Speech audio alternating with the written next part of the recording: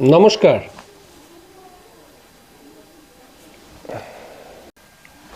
নমস্কার।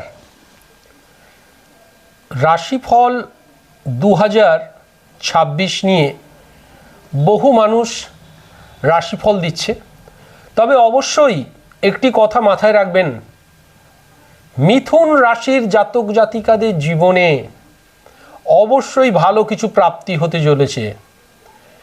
মিথুন রাশির জাতক জাতিকাদের ক্ষেত্রে 2026 এপ্রিল মাসের পর থেকে তাদের জীবনে কিন্তু একটা পজিটিভ দীর্ঘদিন ধরে আটকে থাকা কানেকশন, বিভিন্ন দিন ধরে আটকে থাকা বিভিন্ন কর্ম তার কিন্তু হবেই হবে।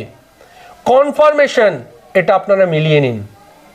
এবং সর্বোপরি যাদের বুধ ভালো জায়গায় অবস্থান করছে, মিথুন জাতক জাতিকারা বুধের জাতক, সেক্ষেত্রে তাদের জীবনে ভালো কিছু আসতে চলেছে, কর্মপ্রাপ্তি হতে চলেছে এবং সর্বোপরি অর্থনৈতিক জীবনেও আলোড়ন সৃষ্টি হতে চলেছে।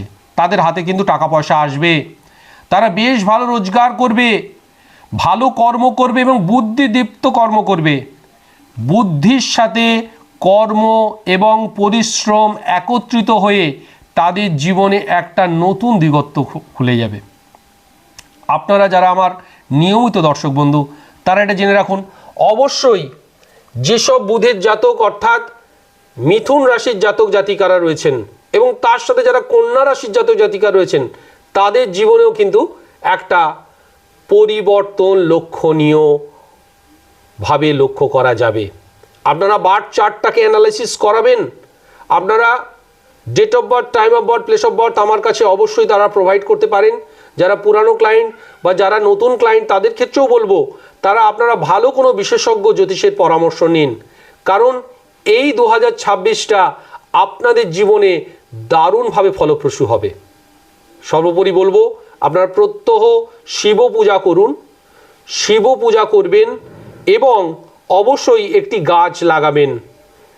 এছাড়া আপনাদেরকে বলবো, যারা বুধের জাতক জাতিকা অর্থাৎ মিথুন রাশি, কন্যা রাশির জাতক জাতিকাদের ক্ষেত্রে এই বছর পরীক্ষার ফলও কিন্তু আপনাদের ক্ষেত্রে ভালো হবে। যারা মাধ্যমিক এবং উচ্চ মাধ্যমিক পরীক্ষা দিচ্ছ, তারা বুদ্ধি দিয়ে প্ল্যানিং করে পড়াশোনা করো, তোমাদের জীবনে কিন্তু ভালো কিছু ঘটতে চলেছে এবং তোমাদের রেজাল্ট তোমার পিতামাতাকে গৌরবান্বিত করবে। নমস্কার। ওম নমঃ শিবায়। ওম গঙ্গণেশায় নমঃ।